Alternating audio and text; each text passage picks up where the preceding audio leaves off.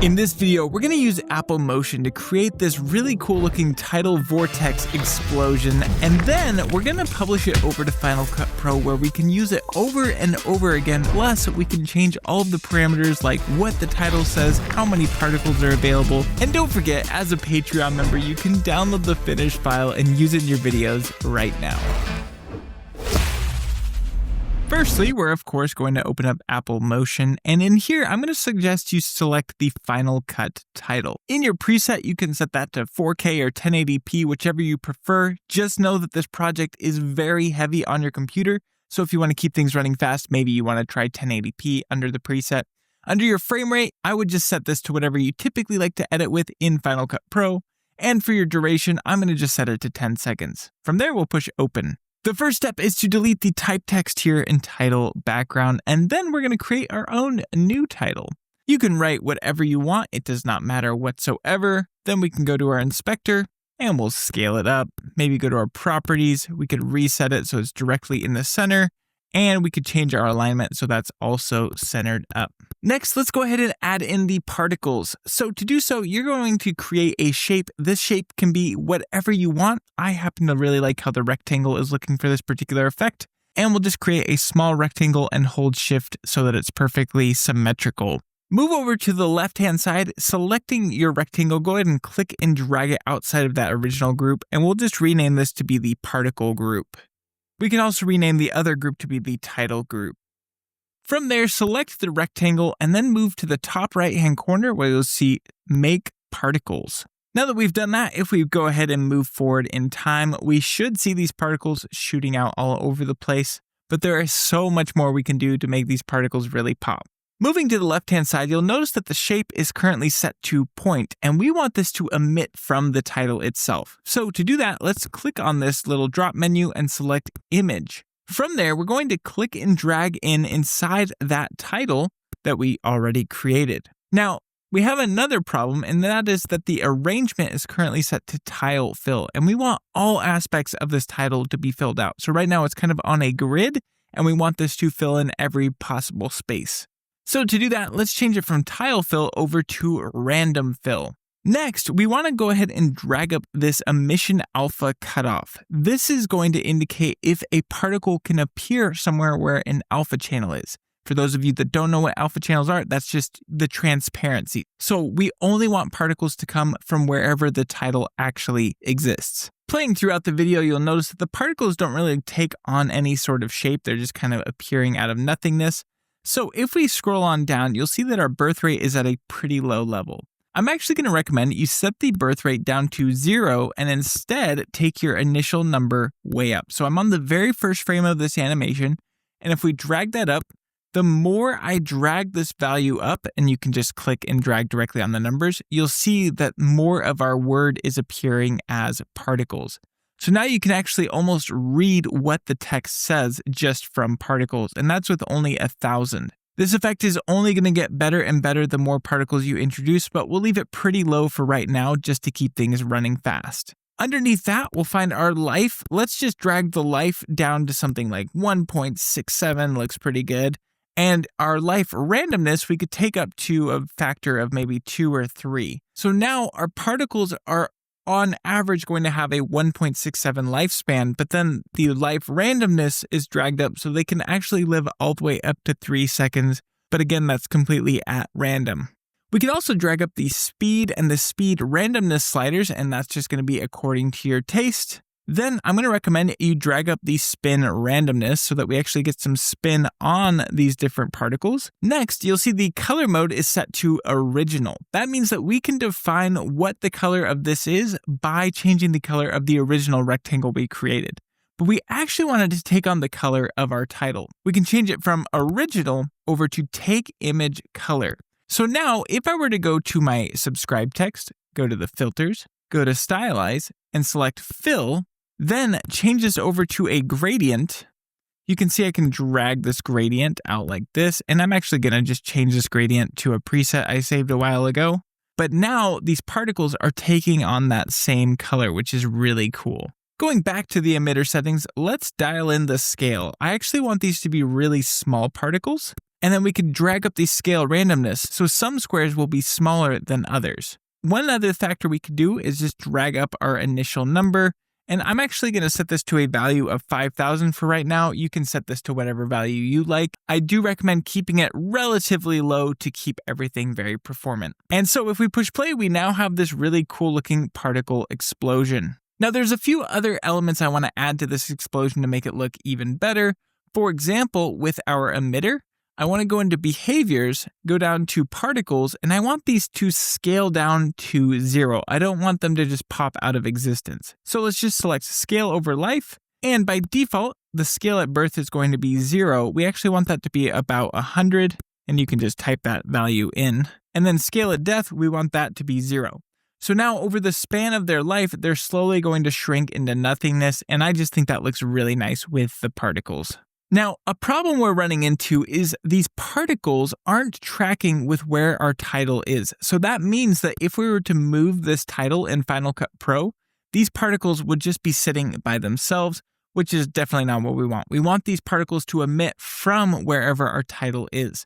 You might suspect we would go to our emitter, go to our properties, and go to our position and just link the position of this to our title. But I'll show you why that's a problem. So we'll go to add parameter behavior and select link. And now if I drag in that title, you'll notice that our emitter is at the base of our subscribe title. It's not perfectly tracked with where our subscribe title is. And the reason for that is because the anchor point, I'll go ahead and hide this emitter, the anchor point is here at the base of our text. Now, we could go in and change that anchor point if we wanted to, but this is a problem when you start to scale up your title because your title can get offset from where your anchor point is based on the scale of the title. And we definitely don't want that. What you're going to do is select that particle group that we created earlier, and then we're just going to create a brand new rectangle. And this rectangle can be any shape, it does not matter. We're going to change the name of this to be the aligner rectangle. And with that aligner rectangle, we'll go to behaviors, basic motion, and select align to. Now we can drag in our subscribed text. And you'll notice that now that I've created this rectangle, anywhere I drag the subscribed text, that rectangle is going to match the position. Then from there, we can select that link parameter we added to our emitter earlier and just change it to that aligner. So now if I were to enable the emitter and hide the aligner, you'll see that our text is perfectly aligned up with the particle emitter, which is super cool. So we can move this absolutely anywhere, and that animation is going to play out beautifully. You might be asking yourself, why don't I just use the align to parameter directly on the emitter? You absolutely can do this, but for some reason, this completely tanks performance. I don't know why. I think it's because it's trying to align all of the moving particles at once. So it's much better if you align a single object and then link to that single object. And for whatever reason, that works a whole lot better. So what we're going to do is select our emitter, go to behaviors, and we'll go to simulations. And there's a whole bunch of fun simulations to play around with. I strongly recommend you take a look at these sometime because they're a ton of fun to play around with. For this, we are going to select the orbit around. So we'll select orbit around. And we're just going to have it orbit around that aligner we created earlier. And you'll see that our particles are starting to spin off, which looks really, really cool. Next, we can go in and adjust our strength and just drag that up. And you'll see that the higher I drag the strength, the more circular we get with this. Maybe we can adjust our influence and our drag. And we could even have it include the Z-axis if we wanted to. And so now I'm going to hide our original title, and pushing play, you can see we have this great little explosion and everything goes down into this vortex down into the very center of our video. This is looking really cool to me, but I want there to be some sort of animation that creates the particle explosion. So here's what we're going to do. We're going to select the particle group, and I'll actually collapse that. And we'll just drag it over in time in our timeline. So I want this to start at the 2-second mark. This is completely up to you. Next, I'm going to collapse the particle group and the title group, and I'm going to place both of them into their own group, and we could just call this the effects group. I'm also going to enable the original title we created. So now we have our original title, and then at the 2-second mark, our particles appear. One frame before the particles appear, I'll just use the arrow keys. We'll go back, there's no particles here, and with that title group selected, we'll go to our properties and find the opacity. I'm going to click to create a keyframe, then move to the same frame where all of our particles are created and drag that down to 0. So now pushing play, it'll look like our particles just suddenly take over the title and it looks really, really cool. But there's not really a lot of momentum to this animation. It feels very sudden, and I would love to kind of ease into the animation. So one way to do that is just with some simple effects. What we'll do is come back a little bit before the animation starts, and we'll select that effects group we've just created. So that effects group contains absolutely everything, which means when we apply an effect to it, it's going to apply the effects across the board. So with that effects group selected, we'll go up to filters, and then we're going to select glow, and let's select neon. You can adjust these settings to your liking. I'm not going to go super deep on this. This is purely up to your own preferences, but that's looking pretty good to me. And we'll just go back to about 1:15, so that's 1.5 seconds, and we'll set our mix down to 0. We'll click to add a keyframe, then we'll move our playhead to where the animation of the particles should begin, and we'll just drag that value all the way to 100%. So it should slowly build up until we get all of those particles in place, and that's looking really, really cool. Next, I want to add a little bit of shake to this. So with that effects group still selected, we'll go to filters, we'll go to distortion, and this time we're going to select earthquake. We'll just set the values of everything down to 0, and we'll set the layers up to a value of 2 or 3. That's totally up to you. From there, we'll go to the right and click to add keyframes on everything here. Again, at that 1 second, 15 frame mark, we'll move our playhead to where the animation starts and drag this all the way up to a value of 1. And again, this is going to come down to your own personal preference. Maybe I'll keep the twists down a little bit. So now at 1.5 seconds, it'll start to shake until it explodes. But obviously, we don't want the particles to keep on shaking. So as the particles are created, let's just move forward a few frames and drag all of the shake down to 0. That way we no longer have the effect. Finally, let's go over to our keyframe editor, and we'll select all of these frames, right click on them and select ease both so that they have a lot more easing to them and everything looks a bit smoother. And that looks incredible. I think we've got a nice basic animation here. So now that we've created everything, we can send it to Final Cut Pro. You're going to want to make sure you publish all of the parameters you might want access to while you're working in Final Cut. So for example, if I go into my emitter, we could go to our emitter settings, we could go ahead and change the initial number. And so we'll want to right click and select publish. That way we can change how many particles are being created. You might also want to adjust the life and life randomness. You might want to adjust the speed on the particles. So really consider how you might use these different elements and make sure you publish all of them.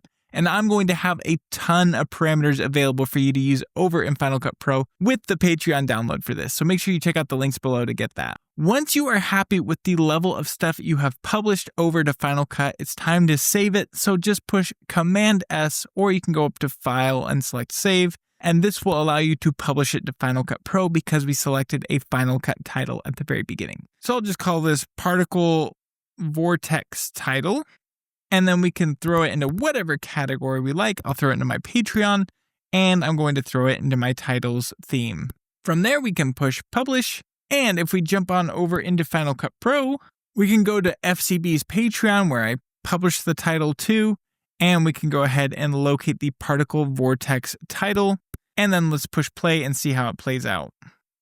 So that's looking incredible, but if you remember the beginning of this video, I said we can change what this title says. Well, if we go ahead, park our playhead back at the beginning, and I change this to say something like, thanks for watching, let's push play, and you'll notice, for whatever reason, the explosion completely changed on us. And if the explosion changes on you like that, first, just place everything into a compound clip. So we'll right click, select new compound clip, and push OK. And everything should update, and pushing play, you can see that our particles are working as expected here in Final Cut Pro. If you've placed everything into this compound clip, we can go to our retime editor and we can go up to reverse clip. So now this whole animation is going to be reversed, giving us a super cool title reveal, all here directly inside of Final Cut Pro. Don't forget, as a Patreon member, you can download this finished project and use it in your own videos directly in Final Cut Pro right now. There will be links to that down below. Thanks for watching, and I cannot wait to see you in the next one.